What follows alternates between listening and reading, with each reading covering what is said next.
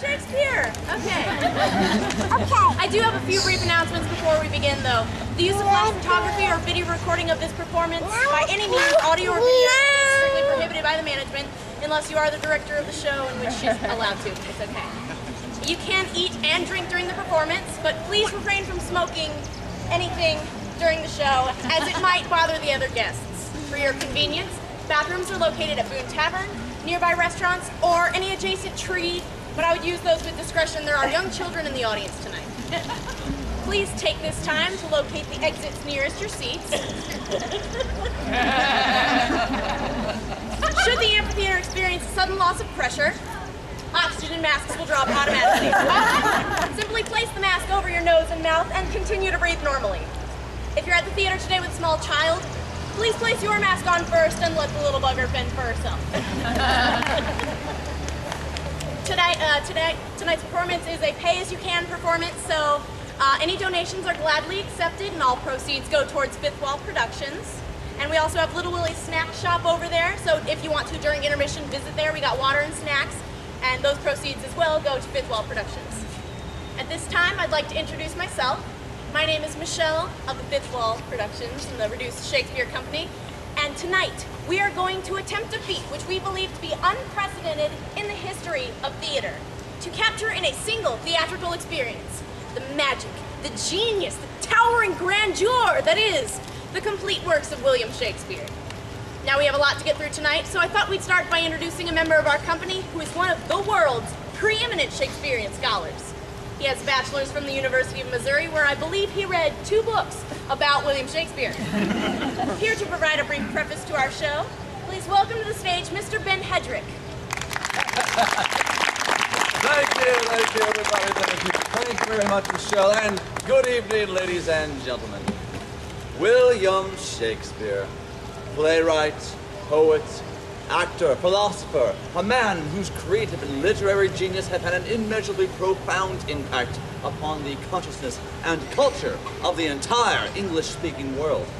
And yet, how much do we, as inhabitants of the 21st century, truly understand and appreciate the immense body of work contained in this single volume? Not very much, I would say. To prove my point, I'd like to conduct a brief poll of our audience, if I might. By a show of hands, who here has ever seen or read anything by William Shakespeare? Any exposure to the bard?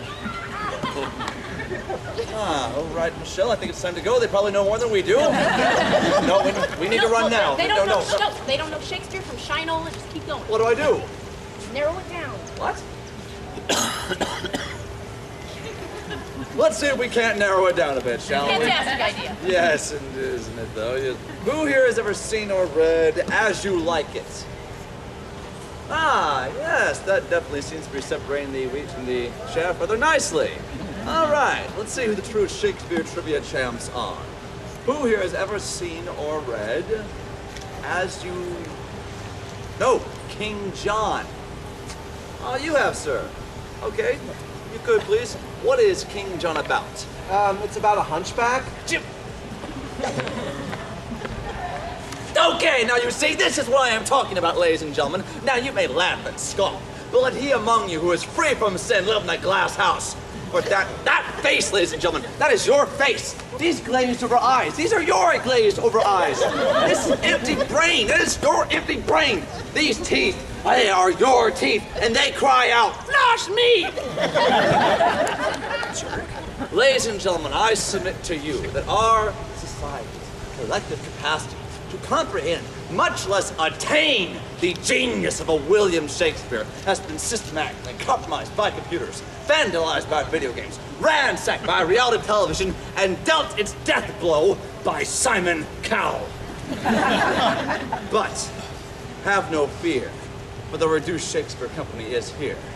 We descend among you on high for a mission from God, the literary muse, a mission to help you take those first halting steps out of the 21st century quagmire that is Dancing with the Stars, the Twilight books, Grand Theft Auto 4, the Twilight movies, The O'Reilly Factor, the HuffingtonPost.com, not to mention 3 consecutive seasons of The Flavor of Love, and into the future, Oh, yes, a glorious fusion. Amen. A fusion which this Hallelujah. book, ladies and gentlemen, Amen. this book is in every hotel room in the world now. Oh, can you feel it?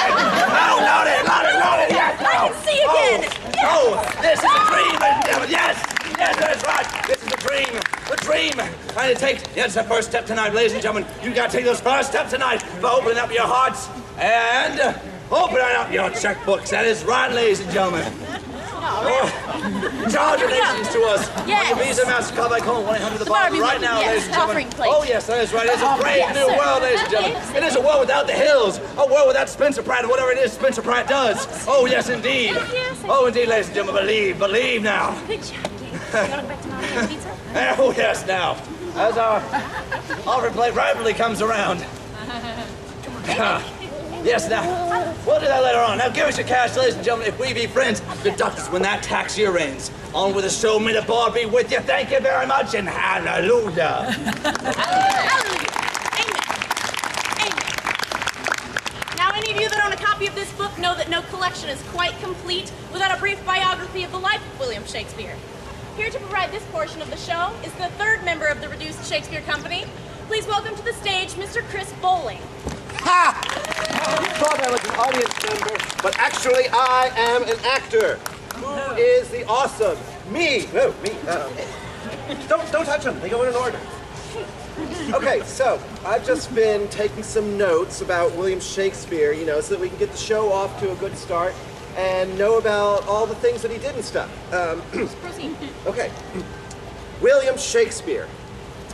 William Shakespeare was born in 1564 in the town of Stratford-upon-Avon, Warwickshire.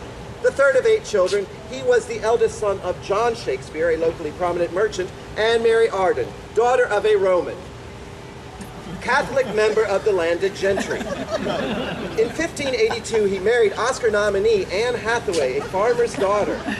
Did you hear the one about the farmer's daughter, the 3 traveling sailors? I'll tell you after the show. He is supposed to have left Stratford after he was caught poaching in the deer park of a local justice of the peace. Shakespeare arrived in London in 1588. By 1592, he had achieved success as an actor and a playwright. After 1608, his dramatic production lessened, and it seems that he spent more time in Stratford. There he dictated to his secretary, Rudolf Hess, the work Mein Kampf, in which he set forth his program for the restoration of Germany to a dominant position in Europe.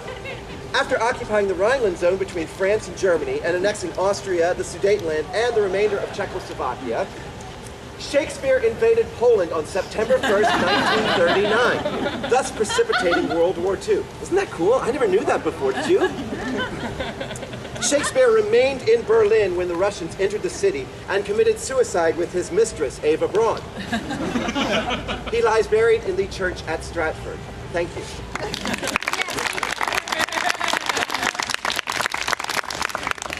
What an interesting introduction.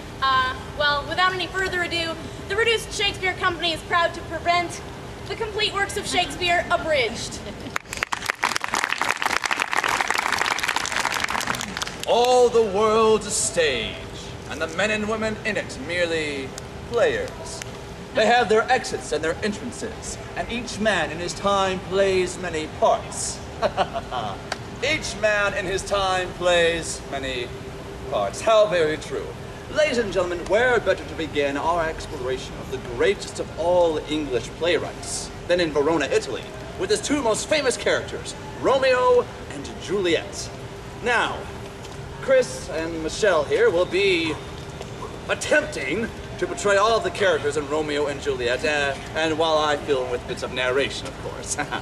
Now, after much textual analysis and research, we of the Reduced Shakespeare Company have decided the best place to begin our abbreviated version of Romeo and Juliet would be with the prologue. 2 households, both alike in dignity, in fair Verona where we lay our scene. From ancient grudge, break to new mutiny, where civil blood makes civil hands unclean. From forth the fatal loins of these 2 foes, a pair of star-crossed lovers take their life, whose misadventured piteous o'erthrows do, with their death, bury their parents' strife.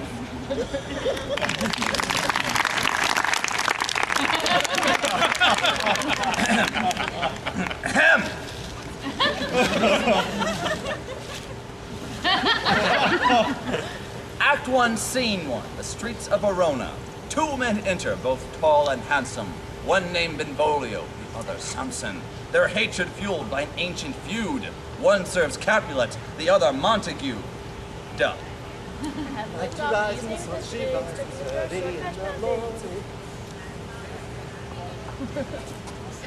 Oh, it's him! I hate him, I hate Gus! his family, I hate swear his to God, I will dog, kill I hate him. them all!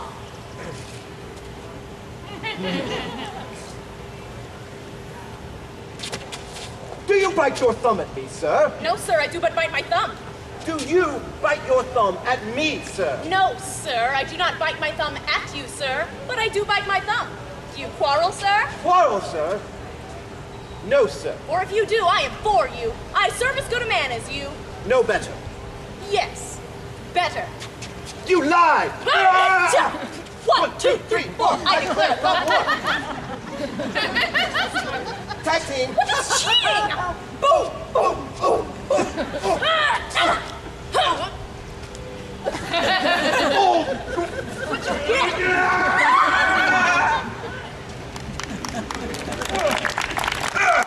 Take that, you lousy Capulet!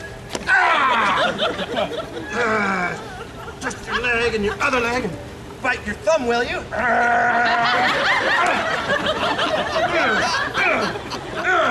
Rebellious subjects, enemies to the peace, profaners of this neighbor-stained steel. You, Capulet, shall go along with me. Benvolio, come you this afternoon to know our farther pleasure in this case.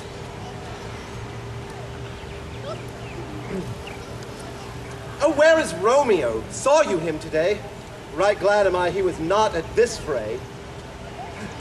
Oh, but see, he comes. Romeo, he cried. I'll know his grievance or be much denied. Good morrow, cuz. Is the day so young? But new struck 9. Aye, sad hours seem so long. What sadness lengthens Romeo's hours? Not having that which having makes them short. In love, Out. out of love. Out of her favor where I am in love. Alas, that love so gentle in his view should be so rough and tyrannous in proof. Alas, that love whose view is muffled still could without eyes see pathways to his will. Go ye to the feast of Capulet. There sups the fair Rosaline whom thou so lovest, amid all the admired beauties of Verona. Go thither and compare her face to some that I shall show, and I shall make you think thy swan a crow. I shall go. No such sight to be shown, but to rejoice in splendor of my own. And so much for scenes 1 and 2. Thank you. And so now to the feast of Capulet, where Romeo is doomed to meet his Juliet, and we're in a scene of timeless romance. He'll try to get into Juliet's pants.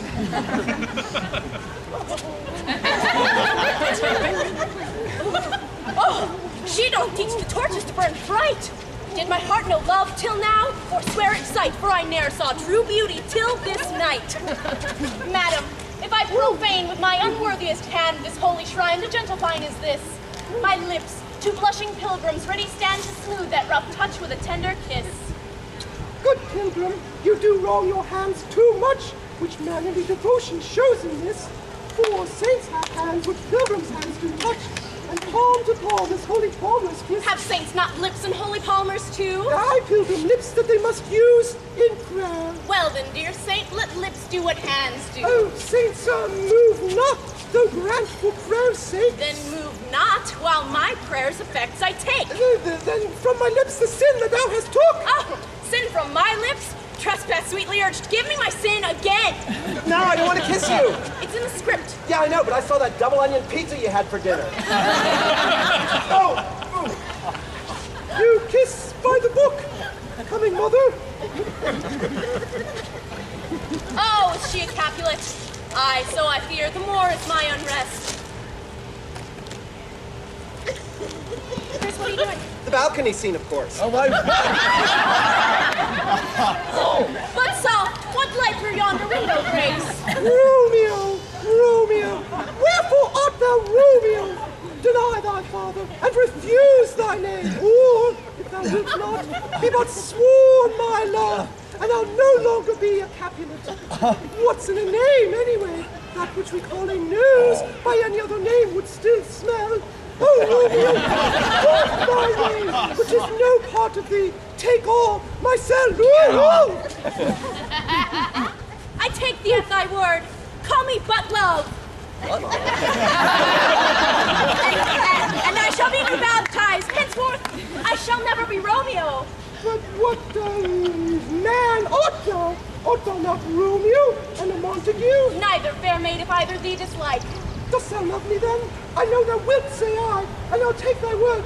But if thou swearest, thou mayest prove false. Oh, Romeo, if thou dost love, pronounce it faithfully. Lady, by yonder blessed moon Oh, I swear not by the moon. What shall I swear by then? Lady, by yonder blessed virgin I swear that... No, do not swear at all. Although I joy in thee, I take no joy in this contract of night. It is too rash, too sudden, too unadvised, too like the lightning, which doth cease to be ere one can say it lightens. Sweet, good night. Wilt thou leave me so unsatisfied? What satisfaction canst thou have? Why, the exchange of thy love's faithful vows for mine. I did give thee mine before thou didst request it. 3 words, gentle Romeo, then good night indeed. If the bent of thy love be honorable, by purpose marriage, send word tomorrow. Good night. Good night. Parting is such sweet sorrow. Really it is. Send word tomorrow.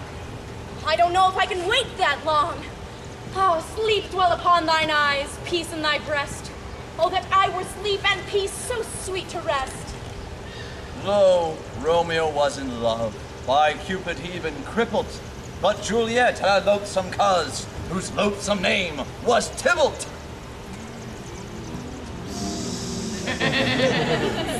Romeo, the love I bear thee can afford no better term than this. Thou art a villain, therefore turn and draw. But Tybalt, I do protest. I never injured thee, but loved thee better than thou canst divide. Thou wretched boy, I am for you. No! Oh, I am Slade. He skipped the fight scene. He skipped the whole fight scene. Okay, I'm just gonna... I'm laughing because I'm nervous. Okay, there, right, go right there. Yes, okay. Yes. So, after Tybalt's death, the lovers are cursed. Despite the best efforts of friar and nurse, their fate pursues them. They can't seem to duck it. And in the end of Act 5, they both kick the bucket.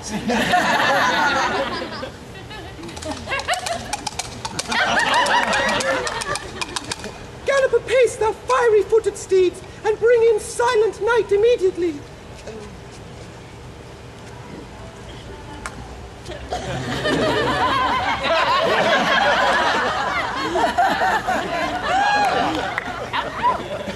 How's that for a train, bra? That beer? Would you like to back off? Come, night.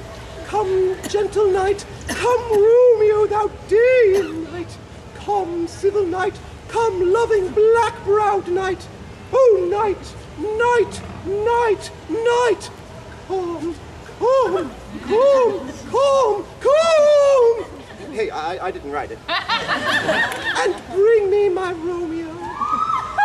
Oh, it is my nurse. Now, nurse, what news? Alack, today he's killed, he's gone, he's dead. Can heaven be so envious? Oh, Romeo! Who would have ever thought it Romeo? What devil art thou to tormenting thus? This torture should be warned against your hell. I saw the wound. Saw it with my own eyes. Oh, God save the mark. Here in his manly breast. Oh, men are all dissemblers. They take things apart and then they reassemble them, and I don't know what a dissembler is. Oh, no! He's gone! He's dead! Oh, no! Oh, he's gone! What will I do? What are you doing tonight? To prison eyes! Ne'er looked on liberty! Vile earth to earth resign, and motion here, and thou, and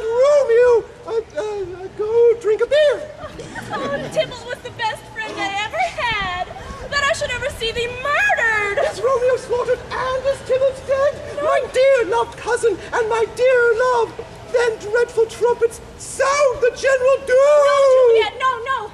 Tybalt is gone and Romeo banished. Romeo that killed Tybalt, he is banished. Oh God, did Romeo's hand shed Tybalt's blood? It did. Alas the day, it did.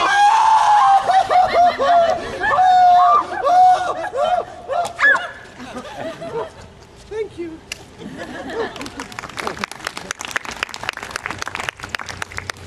Now Romeo lives, whom Tybalt would have slain. Well, that's good, isn't it? And Tybalt is dead, who would have killed my husband. Well, that's good, isn't it? So why do I feel like poo-poo? Oh, by our lords, Romeo is banished, and Tybalt is dead. Juliet, I already know thy grief. Oh. Take thee this small vial and this distilled liquor, drink thou all. Okay. And presently through thy veins shall run a cold and drowsy humor. Oh, I feel a cold and drowsy humor running through my veins. Told you so. Oh, I'm feeling kind of, oh goodness, oh God.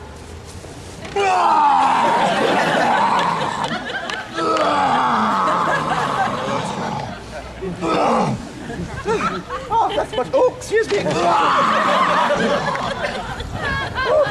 Oh, I'm feeling so drowsy and woozy and humorous and liquorous and oh. There. Oh no! My love, my wife, I'm so... Death that hath sucked the honey of thy breath hath no power yet upon thy beauty. Oh, Juliet, why art thou yet so fair? Shall I believe that unsubstantial death is amorous, to keep thee here in the dark to be his paramour? Here's to my love. Oh, true apothecary, thy drugs are quick. Thus with a kiss I die. Thus with a kiss I die. Oh. Good morning. Where is my love? What's this I see? A cup, close it in my true love's hand. Poison I see hath been his timeless end. Oh, sure, drunk all, and left no friendly drop to help me after. Then I'll be brief. Oh, happy dagger, this is thy sheath. Well, that's Romeo for you.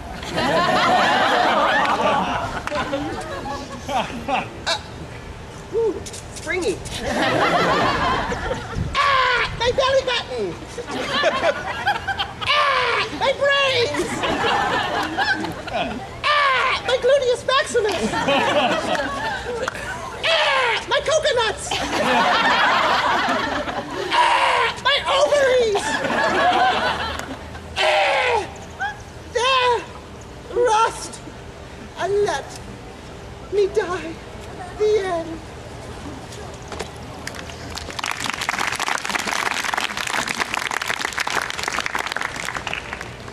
Epilogue. A glooming peace this morning with it brings. The sun for sorrow will not show its head. Go forth and have more talk of these sad things. Some shall be pardoned, and some punished.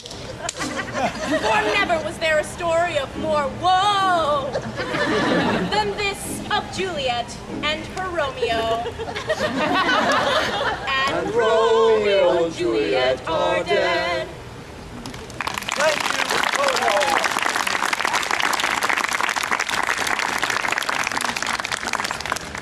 Now, in preparing this unprecedented works, we did come across one problem, and that was how to take these 400-year-old plays and make them accessible to a modern audience like yourselves. Now, one popular trend is to take Shakespeare's plays and transpose them into modern settings. Now, we've seen this with Shakespeare's plays being set in such unusual locations as the lunar landscape, Nazi concentration camps, or worse, Lawrence, Kansas.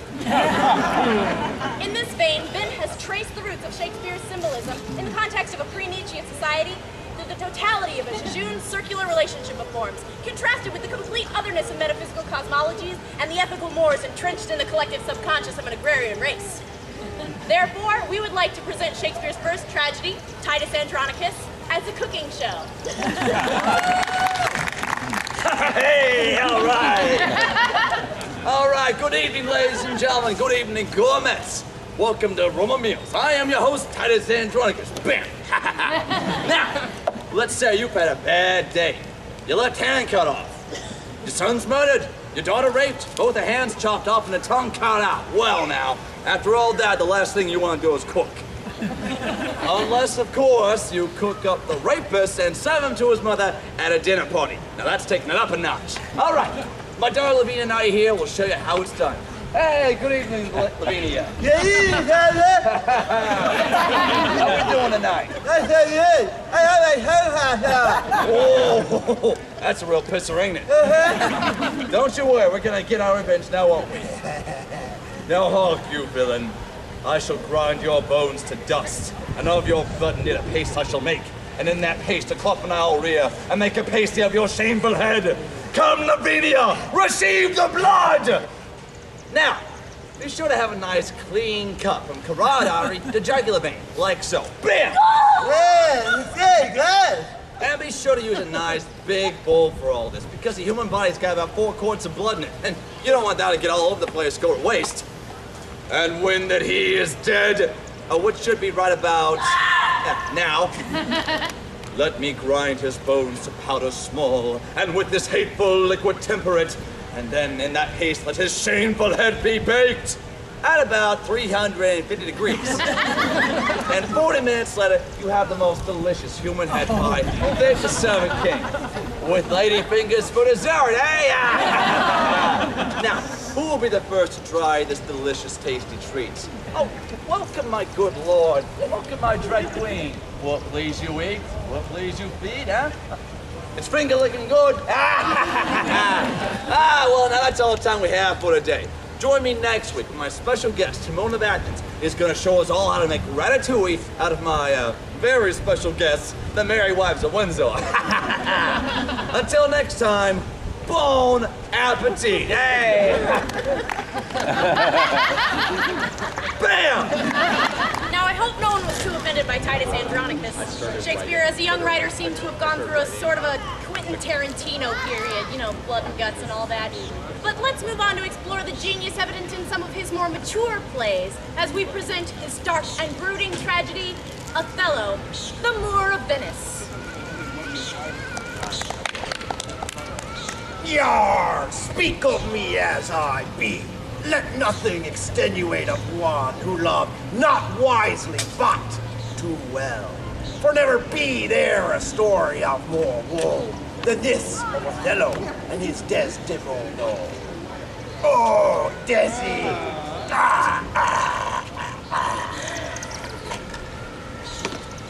I'm sorry, everybody. Chris apparently has no idea what this play's about. We left him alone to research the play, and I guess he looked up the word "moor" in the dictionary and thought it's a place you tie up boats. Well, yeah. Which in this case, Chris, is completely pea-brained of you. Because in the 16th century, William Shakespeare's time, the word "moor" referred to a black person. I feel like such a dork. Go with that feeling. Now, ladies and gentlemen, we do have a bit of a problem in presenting Othello the Moor of Venice to you because the title role, Othello, is written for a black man, and we're white. We're racially challenged. Racially challenged. Yes, thank you. So we'll be unable to present Wait, Othello. Ben. What? Just because we're white doesn't mean that we can't do Othello. It actually does. No. I have a great idea. Just listen along and try to jump in. Okay.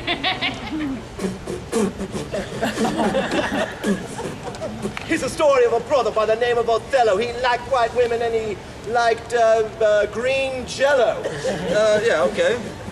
And a punk named Iago, who was a real menace because he didn't like Othello, the Moor of Venice. Now, Othello got married to Desdemona. He left for the wars and he left her alone. She was a Mona. A Grona. He left her all alone. He didn't write a letter and he didn't telephona. Yeah. I got it, okay. Now, Desdemona, she was faithful, she was chastity tight, she was the daughter of a duke. She was totally white. Now, Othello loved Desi like Apollo loved Venus. And Desi loved Othello because he had a big sword. But Iago had a plan. man that was clever and slick. He was crafty. He was sly. Kind of a dick. Said I'm gonna shaft them all. How you gonna do it? Tell Tell all I us. know his tragic flaw is that he's Too too damn damn jealous. jealous. I need a dope, I need a dupe, I need a kind of a schmo. So he found a chump sucker by the name of Cassio. And he planted on him Desdemona's handkerchief. And Othello got to wondering just maybe if, well, he been out fighting, commanding an army. Or Desi and Cass playing hide the salami? Salami, huh? So we go back home and stick a pillow in a face. Kills her and soliloquizes vows his grace. Well, there's Amelia at the door. Who we met in Act 4. Who say you big dummy? She weren't no whore. She was pure. She was clean. She was virginal too. So why'd you have to go and make a face turn blue? It's true. It's you. So what you gonna do? Now Othello say, Yo, this is getting scary. So he pulled out his blade and committed Harry Iago got caught, but he probably copped a plea. Packed up his bags. and moved to Beverly. Hills, that is.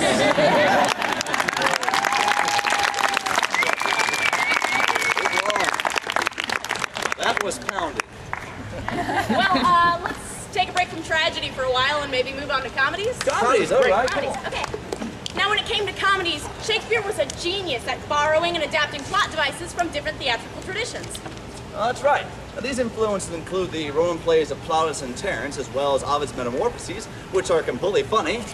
Not to mention the rich Italian tradition of commedia dell'arte. Yeah, you see, basically Shakespeare stole everything he ever wrote. Oh, now, stole is a bit of a strong word, my friend. I think distilled would be a better term. Okay, then he distilled the 3 or 4 funniest gimmicks of his time and milked them for what, 16 comedies? You see, essentially, Shakespeare was a formula writer. Once he found a device that worked for him, he used it over and over and over again. So, Mr. Shakespeare, we have one question for you. Why did you write 16 comedies when you could have written just one? In answer to this question, we of the Reduced Shakespeare Company have taken the liberty of condensing all 16 of Shakespeare's comedies down into one single play, which we have entitled The Comedy of Two Well-Measured Gentlemen Lost the Merry Wives of Venice on a 12th Night in Winter. Or Cymbeline taming Pericles the Merchant in The Tempest of Love as much as you like it for nothing. Or The Love Boat Goes to Verona. comedy. Comedy. To the comedy box. I've got comedy, yes I do. I've got comedy. How about you? Heck yeah, I have comedy. Chris, you don't got to do Damn that. it, Chris. Don't you never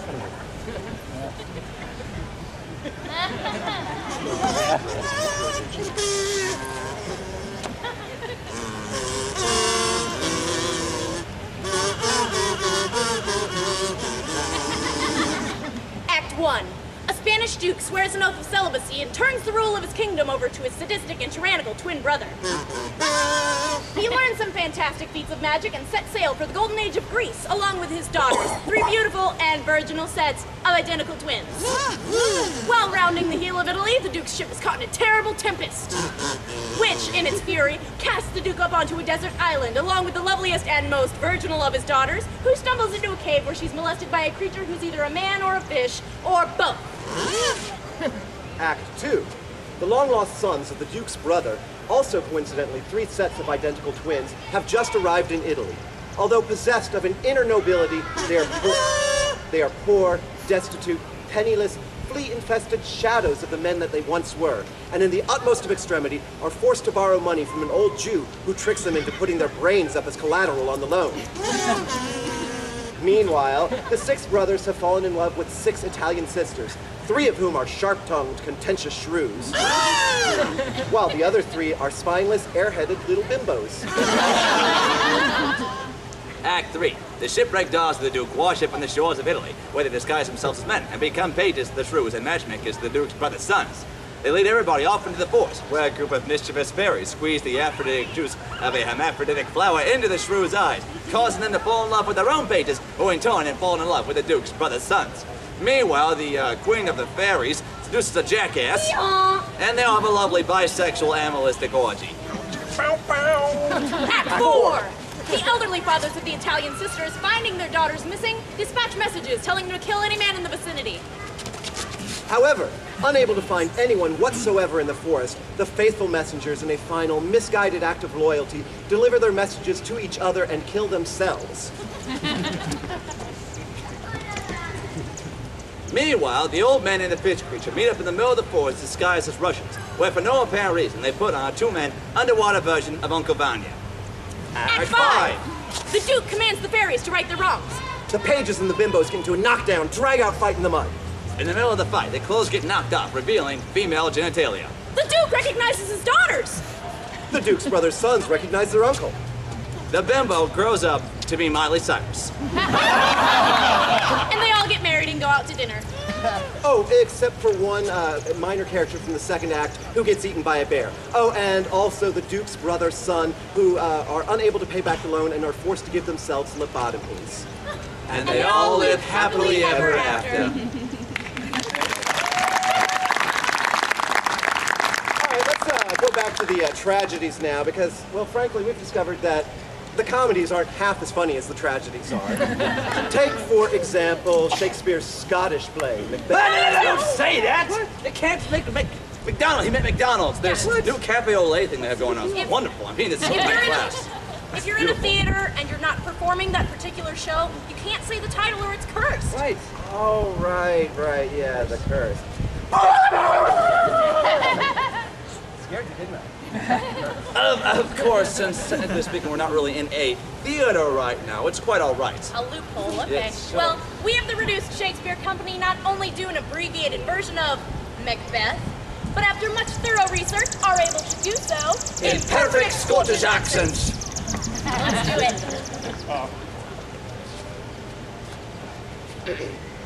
Double, toil and trouble.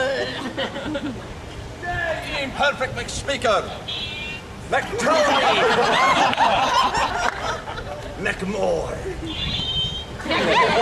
Macbeth, beware, Macduff. None of woman born shall harm Macbeth. Till Burnham Wood come to dance a name, don't you know? Oh, that's dead great. Then McWhat, McNeed, McI, McFear, McDuff. See you, Jimmy, and know that I was from my mother's womb untimely ripped. What do you think about that? I think it's bloody disgusting. How about you, great haggis face? Macbeth, you murdered me wife. You killed me babies. You shat in me stew. Oh, didn't you? You did. I had to throw half of it away.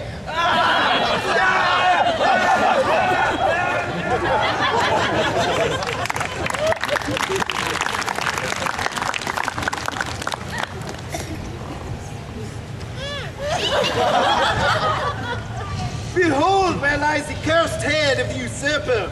Macbeth, your arse is out the windy. And no, there never was there a story of blood and death than this, oh Mr. and Mrs. Macbeth. Thank you.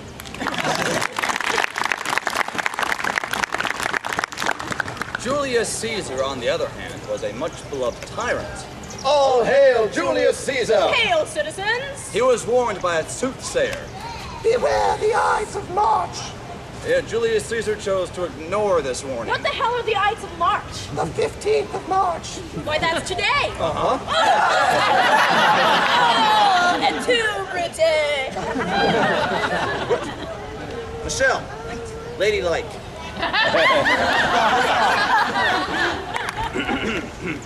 Friends, Romans, countrymen, lend me your ears. I come to bury Caesar. So let's bury him and get on with my play. Antony! And Cleopatra! Is this an asp I see before me? I'm not feeling so well. No. He's vomiting again. I'm done!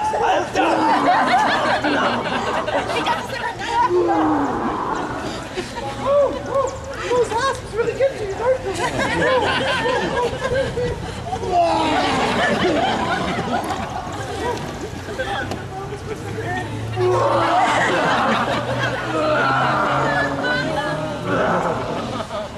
Oh, goodness. Chris, stop.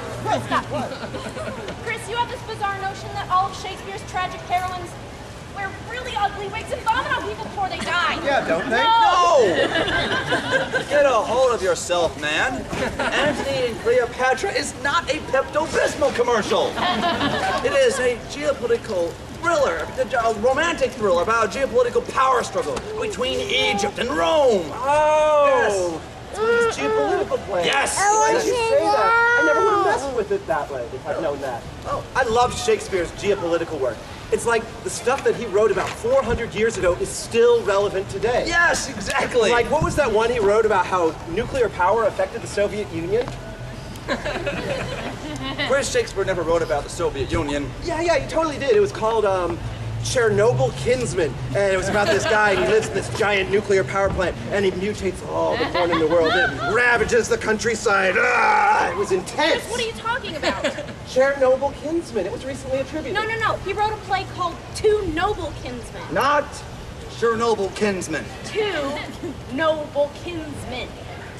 Well, what's Two Noble Kinsmen about? It's about a girl who goes insane with the fear that her father will be hanged and her boyfriend eaten by wolves. Is there anything about Boris Yeltsin in it? No! I've never seen that one. Well, I'm not surprised you haven't seen or heard of it because it's not really part of...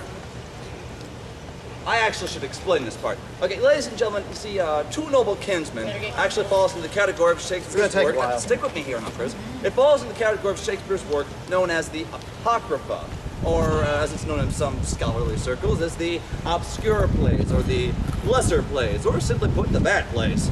Of course, not all of the Apocrypha is bad. Troilus and Cressida, for example, is hardly crap at all. I actually discussed Troilus and Cressida at some length in my soon-to-be-released book on Shakespeare, entitled I Love My Willie, which I'd like to whip out for you right now. Oh, God! He whips it out everywhere we go. Everywhere we go. You know, I don't seem to have my Willie on me right now. Michele, could you go grab my Willie really quick? Why can't Chris grab your Willie? Because I have a better agent than you. I shall have my Willie out here in a second. Yes, I'll reap my Willie, and once you reap my Willie, you'll love my Willie too. Now, I was thinking we could do a bit of an impromptu performance of Troilus and Cressida based upon my We text. could do a performance art interpretive dance version. Ooh, performance art. I love performance art. It's so pretentious. We could use Troilus and Cressida as a jumping off point to explore themes about the nature of life and the mythology involved in the arising and dissipation of form. Yes. Whoa, Are you thinking what I'm thinking? Yes. You go get the props. No, wait, you got, wait, you two. Look, I was thinking we could just do a straightforward, very serious approach to this. Yeah, right. Do that. You just read. Let's go. All right. Troilus and Cressida was released in 1603, and then again in Quarto in 1604, then in second Quarto of 1605, and the first folio had 166 more lines than the other editions, which had other... Stop it! Ladies and gentlemen, my book is not about cowboys and Indians and a shark for some reason. It is a straightforward approach to the very serious, very real theory that Shakespeare's plays were in fact written by Elvis Presley. Now, Elvis being caught by aliens was sucked up into a time Yeah, warp. well, isn't there anything in there about the plot?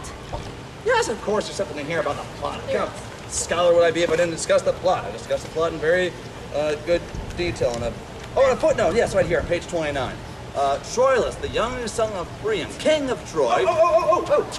You be Troilus and you be the king. Okay. Loves Cressida. Troilus. King. I'll get the wig. And has arranged for meeting with her uncle Pandrus. Now, although Cressida feigns indifference, I gotta feign indifference? yes, you have to. Although she feigns indifference, she is in fact in love with Troilus.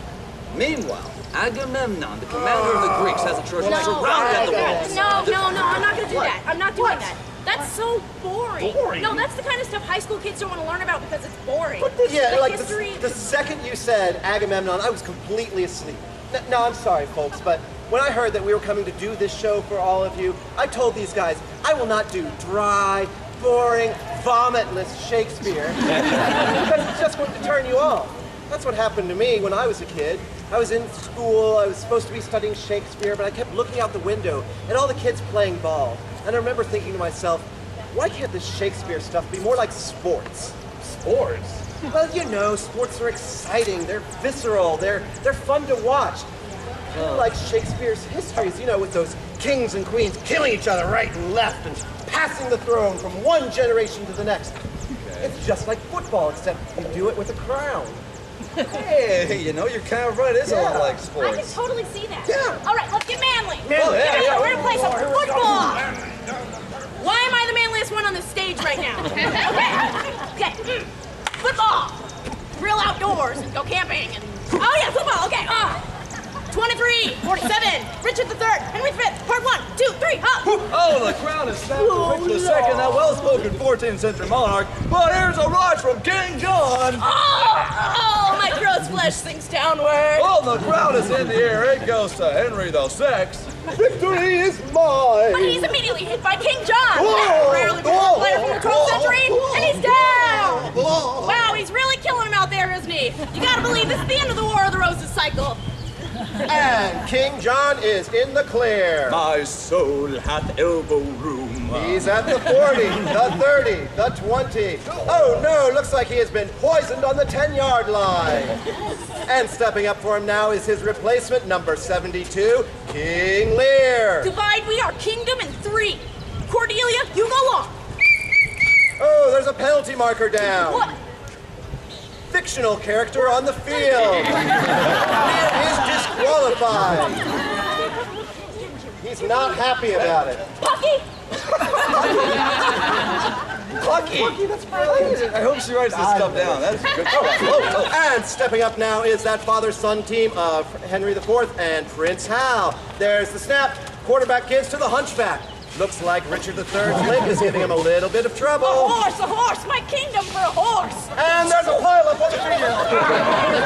Oh, and Henry VIII comes up with it. He's on the 20, the 15, the 10. He stops on the 5-yard line to chop off his wife's head. Whoa! And touchdown for the Red Rose. You gotta believe it, people. This is the beginning of a Tudor dynasty. Henry V, Richard III. Di was a babe and Charles a turd. Go Bergie! I got a program handy up here. Can I borrow your program? Chris, what are you doing? What's up? What are you doing, Well, Chris? I'm thinking that maybe we've gone through all the plays already. Really? That's not possible. Yeah, ladies and gentlemen, I think we're going to be able to let you go a little bit early tonight. Well, that would be Let's fantastic. check it first. Okay, because we just did all the histories just now, right? Cover the comedies in a single lump. Let's see the tragedies. Let's see. Ties and drunk to do with all the blood. Let's see here. Macbeth did Scottish accents. Romeo and Juliet we did. Julius Caesar, Troilus, and Cressida. Timon of Athens I mentioned. Anthony and Cleopatra. Oh yeah, I totally puked all over everybody. Okay. Othello we wrapped, sort of. Let's see. Oh, Coriolanus. I don't want to do that one. Why not? What's the matter with Coriolanus? I don't like the anus part. I find it offensive. Very well. We will not do the anus play. Well, that's it, right? That's all of them. That is we every actually did single them all. one of Shakespeare's. Oh God, Hamlet! Hamlet! Forget Hamlet. No, Oh boy. Wait. Wait, Shakespeare didn't write Hamlet, did he? Of course he wrote Hamlet. Wasn't that a Mel Gibson movie? 36 plays down. One more to go, ladies and gentlemen. Shakespeare's greatest work. A play of such lofty philosophical and poetic meaning. Ben. What? Well, you know that Hamlet is a really heavy, hardcore play. Yeah? I just don't think I'm up for it. Chris, we've just done 36 plays. What is one more? Well, that football game, it left me very drained, emotionally and physically. I don't think I could do it justice.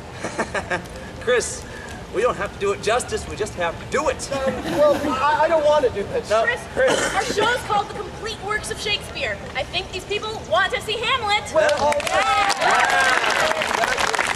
we'll just call it The Complete Works of Shakespeare, except for Hamlet. It's the dumbest thing I've ever heard. Come on. I'm just going to stay here with this guy. He's my friend. Chris, nobody's your friend. Come on. Don't let him. Come on. No!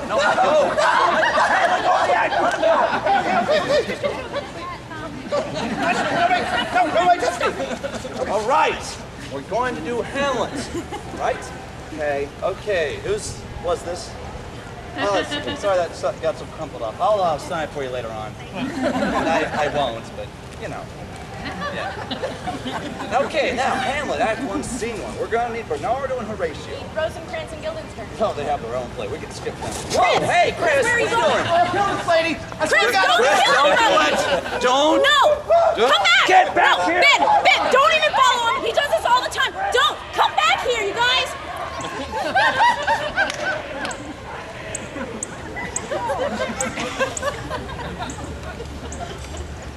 Yes, of course. Well, Ben is usually a lot faster than Chris, so they should be back momentarily.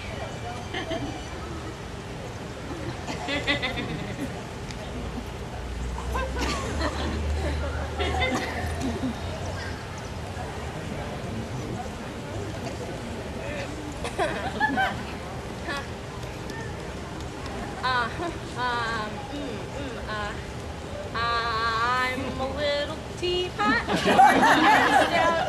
Here is my handle, here is my spout. When I get all steamed up, hear me shout. Tip me over and pour me out.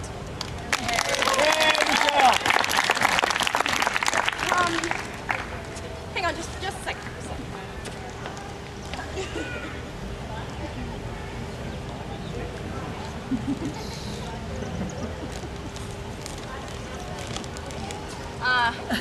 Alternative form of entertainment for you all. Give this a shot.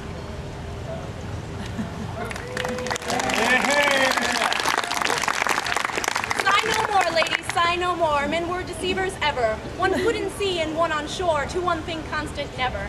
So sigh not so and let them go, and be you blithe and bonny. Okay.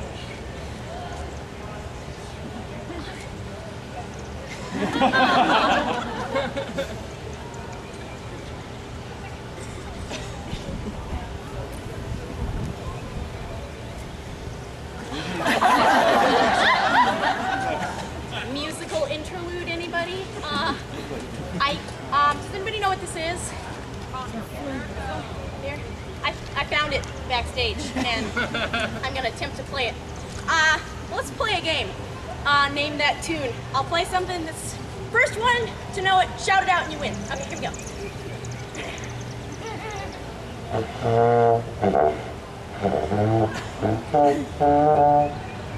Swanee River. No. No. I'll play it again. Listen carefully because I can't believe nobody got that. Okay, here we go.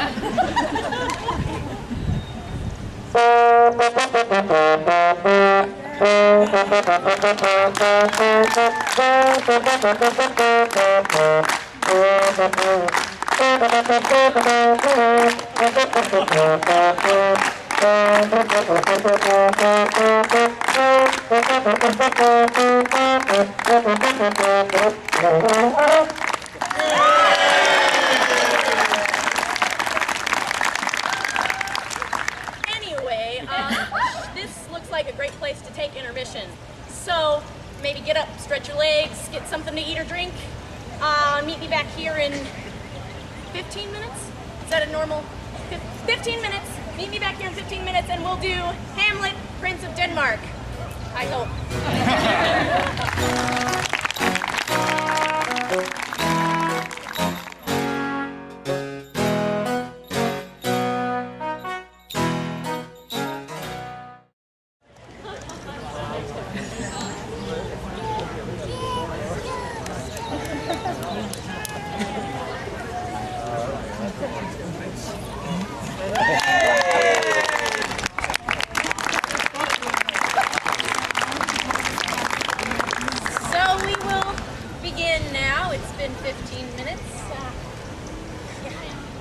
Do you have a nice intermission?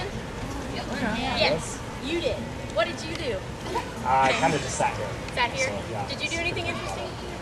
Bathroom, something? Yeah. Shit. Okay. Did you wash your hands? Awesome. Well, you know that 4 out of 5 people don't wash their hands, so look next to you. They probably didn't. So.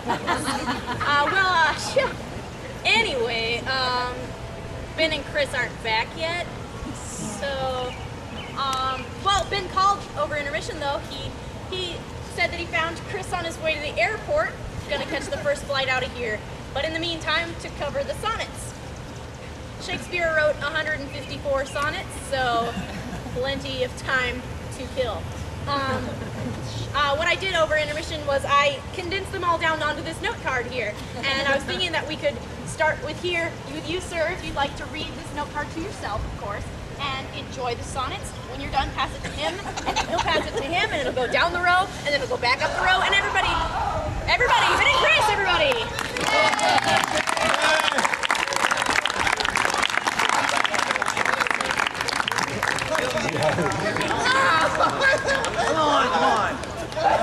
Come on. Okay, yes, crowded, come on. All right, Chris, come down. We know how that's boards. We can do this, man. Come on, come down. Blow.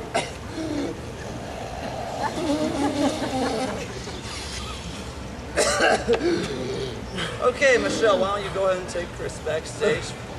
I'll handle the intro out here. I'll bet you anything Kenneth Branagh never has to deal with this. Unless he works with Keanu Reeves again. Yeah, I went there. Okay, see. Excuse me, ma'am. Could you, actually, sir, could you give me a little bit of mood lighting for this? Turn the flashlight. Okay, on. Just on. Hold it up. Hold it up, please. No, on me, though. On, you know, shine the light's on me. It needs to be on me. Is it on?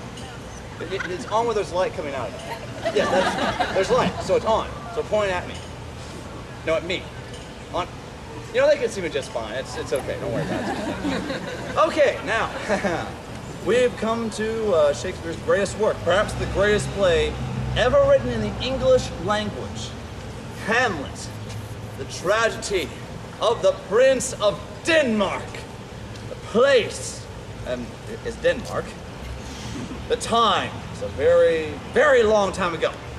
Act 1, Scene 1. The battlements of Elsinore Castle, round about midnight. 2 guards enter.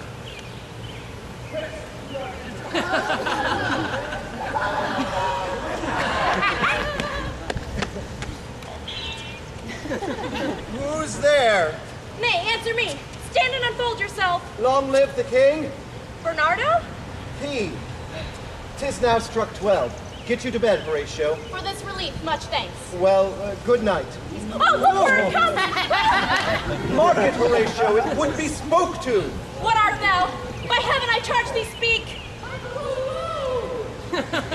'Tis gold! It was about to speak when the cock crew. That wasn't a joke. Break we our watch up, and by my advice, let us impart what we have seen tonight unto Hamlet, Prince of Denmark. Oh,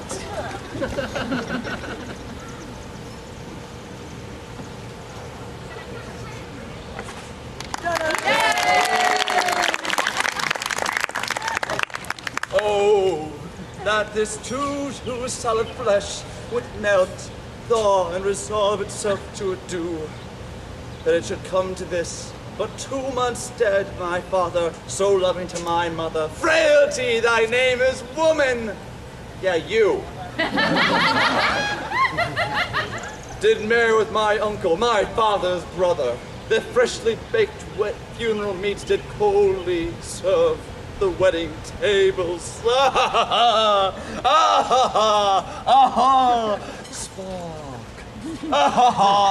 my lord! Horatio! Oh, yes. Yeah, whoa. Methinks I see my father Where, my lord? in my mind's eye. My lord, I think I saw him yesternight. Saw who? The king, your father! The king? My father? Yes. Where? Upon the platform where we watched, my lord. 'Tis very strange. I will watch tonight, perchance will walk again. Oh, where the night will come. Nighttime is cold. Ooh, 'tis very cold, the wind bites shrewdly. Look, my lord, where it comes! Angels, ministers of grace, defend us! Something is wrong in the state of Denmark. Mark me. Speak, I am bound to hear. So shalt thou to revenge when thou shalt hear. If ever thou didst thy dear father love, revenge his foul and most unnatural murder. Murder! Murder? The serpent that did sting thy father's life Now where's his crown? My uncle! Uncle! Let not the royal bed of Denmark become a couch of incest. Incest! A couch!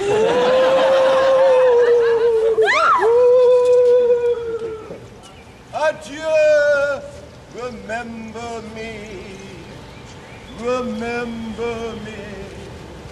My lord, this is strange.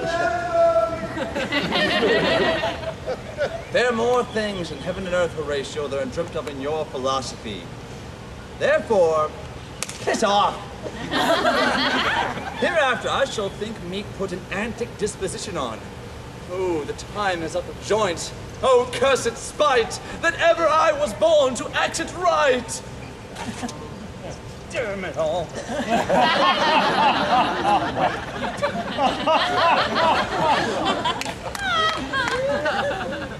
Hello, young people. Yes. Are you enjoying the show? I don't care. Hello, dear lady. Aha, a program. May I see that for a moment? You will. Neither a borrower nor a lender be. I'm gonna rip it up and you'll never get it back. My lord, while I was sewing in my closet, Lord Hamlet, his doublet all unbraced, no hat upon his head, pale as his shirt, his knees knocking each other, with a look so piteous and purport on his face as if he had been loosed from hell. To speak of horrors, he comes before me. Mad for thy love? I know not. Why, this is the very ecstasy of love. Oh. And since brevity be the soul of wit, I'll be brief. He is mad. Oh. Look you where the poor wretch comes reading. Away, away, I do see. And yes, how does my good Lord Hamlet? Well! Oh, God have mercy. Do you know me, my lord? Yes. You are a fishmonger. What do you read, my lord? Oh, words, as he says, words. And words.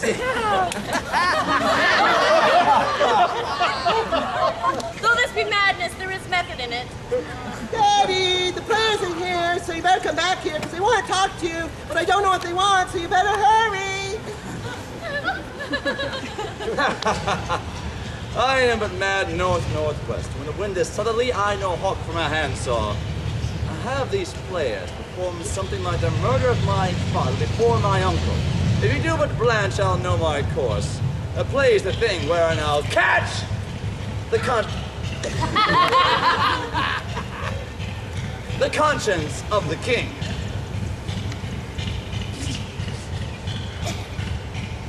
To be or not to be, that is the question!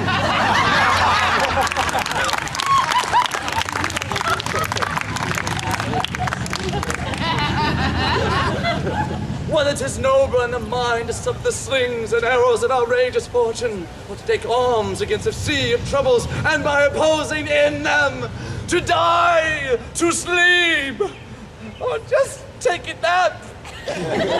Hopefully you wake up before dinner because you've got to make guacamole for 12 and you can't take the pressure to sleep. Oh God, I can't do it. Ben. Michele and I have been talking backstage, and you don't have to do the speech if you don't want to. I'm just so embarrassed. Ladies and gentlemen, you will have to excuse him. Ben has been a little bit distraught ever since he found out that his what he thought was a digital TV converter turned out to actually be a painted Scooby-Doo lunchbox. The extended warranty and everything. The Best Buy guy said it would work. So we're just going to jump ahead. We're just going to skip that speech. Frankly, we think it's kind of overrated anyway. I mean, here Hamlet is supposed to be talking about killing his uncle, and then he starts talking about killing himself. We think it weakens the character. So we're just going to move to a later point in the show. Is that okay? Yeah, please. Okay, great. The play within a play sequence. Yeah, sure. Great. Okay. Well, Well, there's that other speech in Hamlet's too that's important. Oh, what a what piece I'm of work, That man one, yeah. speech, yeah. Oh, right, so there is this one I speech can that goes, I have of late, but wherefore I know not, lost all my mirth, forgotten all custom of exercise, and indeed it goes so heavy with my disposition that this goodly frame the earth seems to me a sterile promontory, this most excellent canopy the air, look you, this brave oar hanging firm, and this majestic roof fretted with golden fire, why it appears to me no more than a foul and pestilent congregation of vapors. What a piece of work is man, how noble in reason, how infinite in faculty, in form and expression, how express and admirable, in apprehension, how like an angel, in action, how like a god, the beauty of the world, the paragon of animals, and yet to me, what is this quintessence of dust? Man delights not me.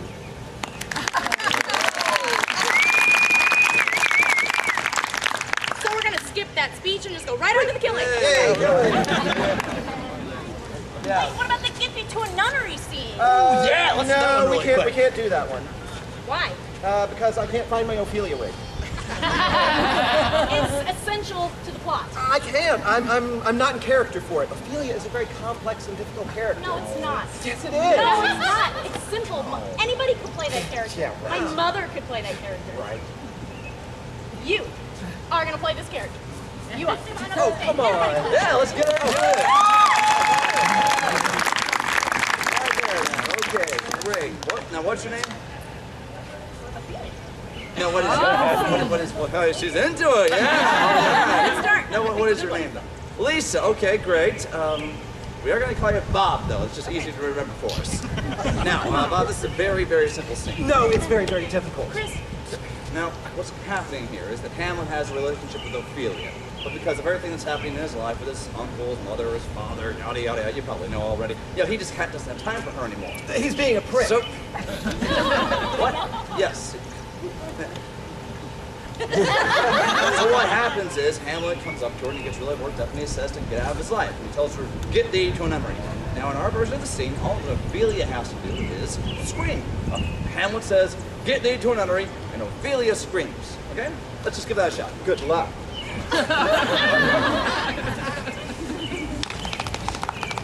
Get thee to a nunnery!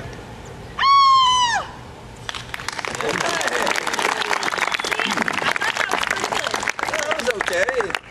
Oh God, the slow clap.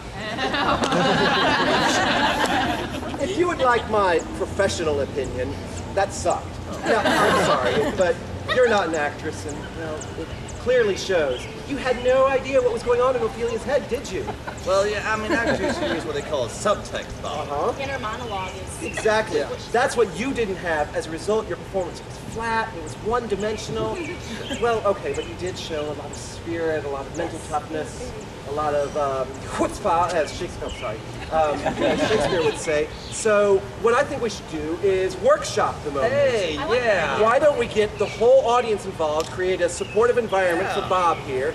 We're going to have all of you act out what's going on inside Ophelia's head. We'll divide you up into the id and the ego and the superego. Oh, yeah.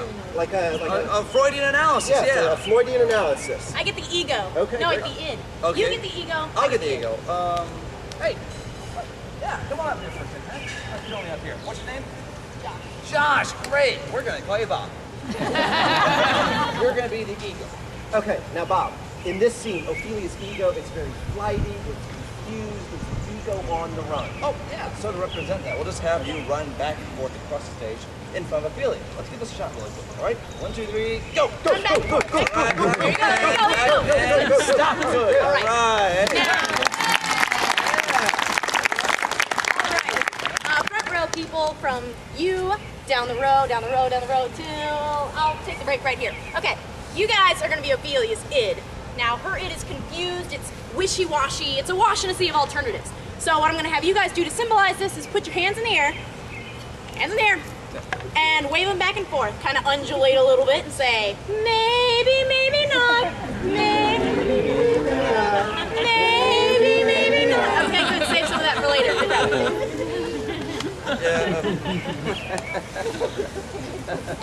Yeah, what was that? You were not participating with the rest. What? Okay, you do know what this means, don't you? No, you have to do this All by yourself. But it's okay, don't worry about it, because nobody's watching No. you. And wave them back and forth. Maybe, even know.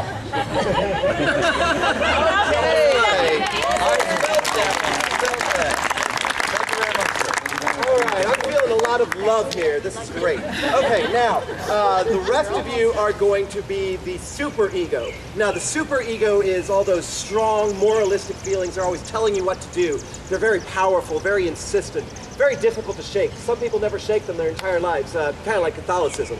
So, it's a complex part of the psyche, so we're going to split you into groups. Ben, can you help me here? Yeah, sure. First group is right there. I'm going to try a little bit harder than that. Okay, there. Okay, everybody from here to the end, you are going to be section A, okay? Everybody from where Ben is pointing to, thank you, Michele. You are going to be section B, except for the id people, you stay id people. The rest of you, section B. And then everyone from here to the end, you are going to be section C. Yes. Ooh. What? 8. There's one in every crowd. Okay. Section A. You are going to be the masculine part of Ophelia's psyche, the animus, if you will. So for that, well, why don't we just use Ben's line? Get thee to a nunnery. Yeah. Let's try that. Section A. Get thee to a nunnery. Come on here. Loud, strident. Section A. Get thee to a nunnery. Yeah. Better. Hey, we're awesome. Okay, section B. You are going to be Ophelia's vanity. That's the part of the psyche that's always saying, for God's sake, do something with yourself. Put on some makeup, get a decent haircut, a decent wardrobe. No offense. Okay, so for that, we're going to have you say, paint an inch thick. Let's try it. Section B. Paint an inch thick. Okay, that's not bad. That's Okay. B for bogus. Almost as good as A, despite the fact there were twice as many of you. Let's try it one more time. Right. Section B. That's even worse. How could you do worse? Counting off so they know exactly. Okay, yeah. So 1, 2, 3. Paint an inch thick. We'll go with that. Okay. Section C. You are the most important part of all. You are the ones who are going to be drawing this into a modern context, because we want Ophelia to be relevant to the women of today. So maybe she wants to be powerful, but she wants to hang on to her femininity. She may want to be a corporate executive, but she still wants to be a mother. Somewhere deep down, she's tired of being this hippie, waifish chick who's always being pushed around, and she just wants to stand up and assert herself, and she just wants to say, cut the crap, Hamlet! My biological clock is ticking, and I want babies now! It's just that ass! Okay, look, why don't we just have them say that? Okay, yeah, that's what you'll say. Cut the crap, Hamlet! My biological clock is ticking, and I want babies now! Okay, section C, let's try that. Ready, go. Ready? Cut the crap, Hamlet! My biological clock is ticking, and I want babies now! Okay, now we're going to pull all of these elements together. The id, the ego, the superego. Biological clock. Okay, now Bob, your job is to take all these elements, to synthesize them together deep within your soul. We'll build the audience to a fever pitch, and at the moment of truth, everything will stop. All eyes will go to you, and you will let out a terrific scream that epitomizes the anguish in Ophelia's soul. Can't wait, can you? Okay. Oh, and one other tiny little minor thing. Act natural! Act natural. Okay, let's go. All right, let's get you going here with that ego. 1, 2, 3, Ready, go! Section A. Section C.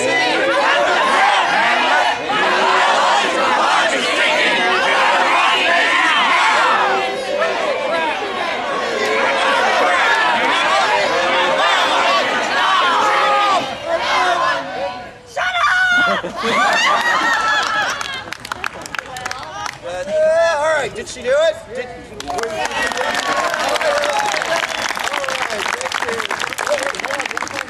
We have a prize for her today for being so supportive and so wonderful. A common piece of paper. A complimentary program from the Fifth Wall Productions. Thank you very much.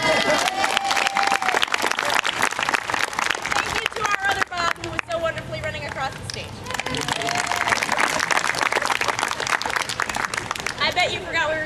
for a little while, didn't you? But we digress. Back to Hamlet, Prince of Denmark. Act 3, Scene 2, the famous play within a play sequence where Hamlet discovers conclusive evidence that his uncle murdered his father.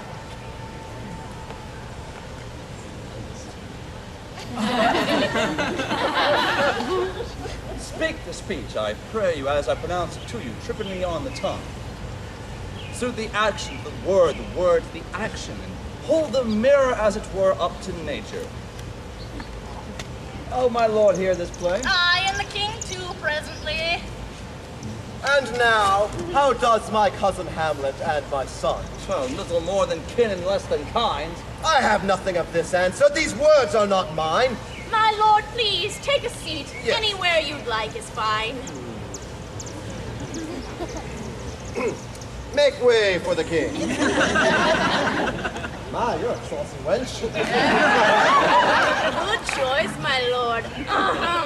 The Royal Theatre of Denmark is proud to present The Murder of Gonzago, my lord. Act 1.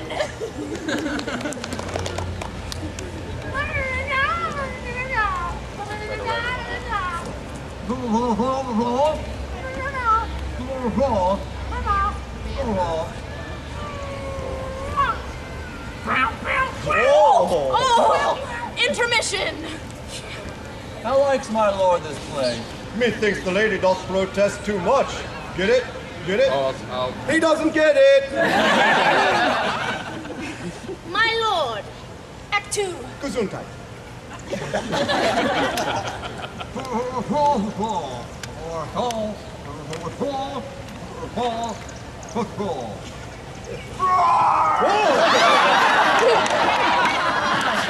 king rises.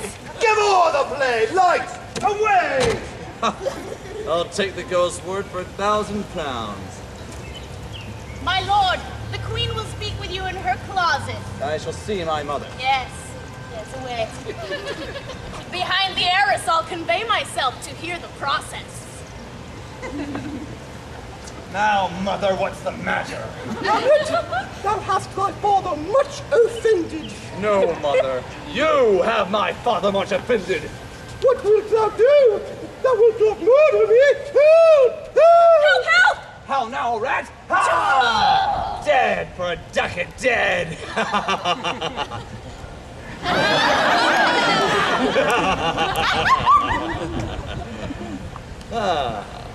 Hamlet, where is Polonius? At supper. At supper? Where? Not where he eats. Where he is eaten. Oh no, here comes Laertes, son of Ah! Polonius. And brother to Ophelia. And a snappy dresser. Thank you. Oh, thou vile king, where is my father? I'll be avenged for Polonius' murder. Well done. No. How now? What noise is this? That's scene stealing.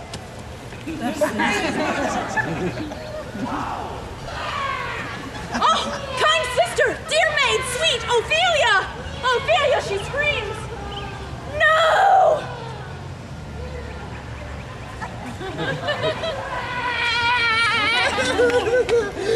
They bore him barefaced on a bier with a hey nanny nanny, hey nanny nanny, and on his grave veins many a tear with a hey nanny nanny, ha cha cha.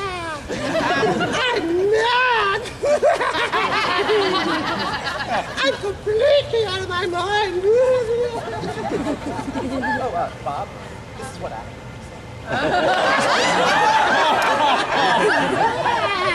Here's rue for you, and rosemary for remembrance, and I would have given you violets, but uh-oh, they all withered away when my father died. We're lucky. No. They're fine. They smell bad. You didn't get one? I'm so sick because I'm about to die. Hamlet comes back. Oh, what would I done? Michele, what's the next scene with Ophelia? There are no more scenes with Ophelia. Come on, I'm up for it. No, that's all Shakespeare wrote. Well, what happens to her? She drowns. Okay, got it. Hamlet comes back. Oh, what would I undertake to show myself my father's son, indeed? Here I go!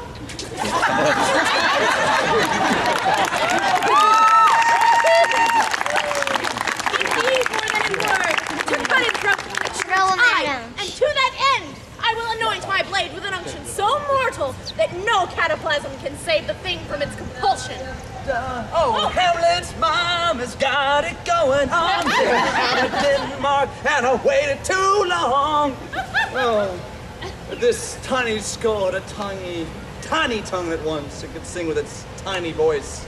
Alas, poor Yorick's mini-me, I knew him. Oh, but soft, here comes the queen. Couch me well, and mark.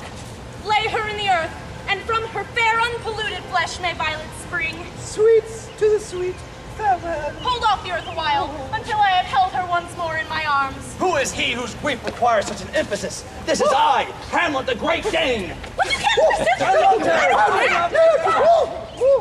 The devil take thy soul! I will fight you to my eyelids wag no longer. The cat will mew. The dog will have its day. Come, give us the foils. I with me. Now be careful, it's our shop. Come, Laertes. Come, my lord. Sing! Aha! A hit! No! Judgment? Yes, please. A very palpable hit. Chris, what are you wearing? It's guess which character I am now. Hamlet, here's to thy health. Drink down the drink. Nay, set by a while. Mother, uncle, fuck, whatever you are. A hit! What say you? A touch, I do confess. Hamlet, the queen carouses to thy fortune. Madam, do not drink! Oh, but I will if you will pardon me, my lord. It's the poisoned cup, it's too late! Come, Laertes, for the third. Riposte! Oh, cunita! Cunite! Cafe ole! Riposte! On guard, disarme! Yo! Nerd! How does the queen? She scorns to see thee bleed! No, it is the drink. It was poisoned. Oh. What? Felony! Treachery! Seek it out! Here it lies, Hamlet, never to rise again. I cannot.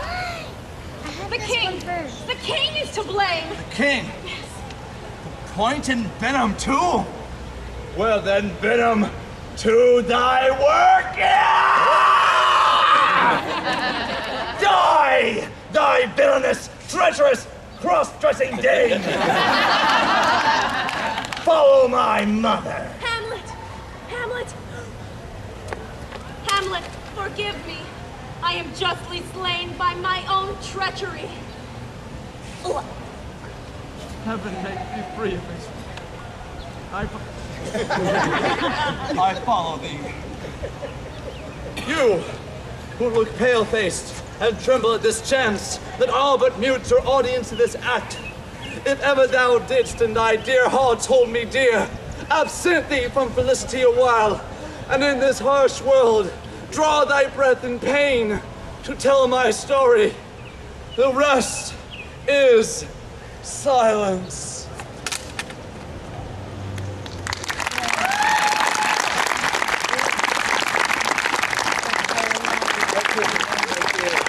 Thank you. Since you loved us so much, we're going to run through it one more time. Ladies and gentlemen, we have a few extra moments left, so we're going to run through Hamlet again for you one more time very quickly. But before we do so, we have a brief announcement to make. I've noticed that there are some children in the audience, and some of the rest of you look kind of irresponsible as well. You've seen us up here with all of these props and these weapons. We make using them look very easy, but it is actually difficult, and it can be dangerous. Remember, we are trained professionals. Do not try this at home. Go over to a friend's house. Oh, that this too solid flesh wouldn't melt. My lord, I think I saw your father yesternight. With the night were come. Mark me. Something is right in the state of Denmark. Revenge my murder. My lord, this is strange. More things in heaven and earth the ratio, so piss off. To be or not to be, that. My lord. Get thee to a nunnery. Speak the speech trippingly on the tongue. Give all the play. I'll take the ghost's word for £1,000. Now, mother, what's the matter? What wilt thou do? Thou wilt not murder me. Help! Help! How now, rat? Dead for a ducat dead. How now, Hamlet? Where is my father Polonius? Supper. Where? He's dead. Sweet Ophelia! Alas, poor York, I knew him, but soft, here comes the queen. Lay her in the earth. Sweets to the sweet. Hold off the earth a while. This is I want the Danish. The devil take thy soul. Give us the foils. First, one for me. Oh, I'm slain. Poisoned. Oh, I followed thee. The rest is silence.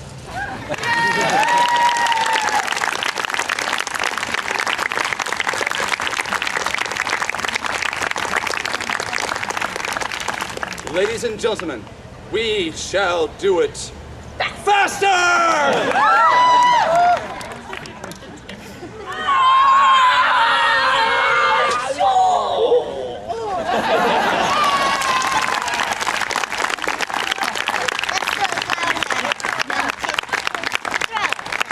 Thank you, everybody. Thank you, you've been great. We shall do backwards. Backwards? What? You're backwards. Yeah. You are sick puppies. Be sure to listen for all the satanic messages. Silence is rusty. Thee follow I. Judas Priest is gone. Foils there's give. They in the Hamlet eye is this. Earth the uphold. Sweets to the sweet. Earth the in her lay. Queen, the here comes, soft butt. Yours poor lass. Ophelia, sweet.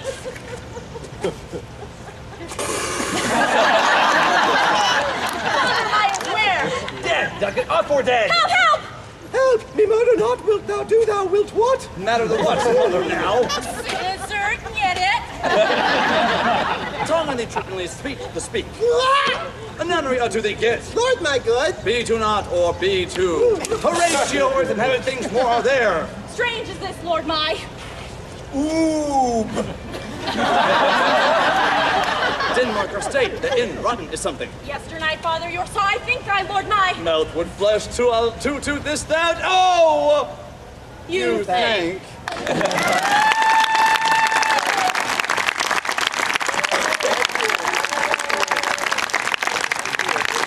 Thank you!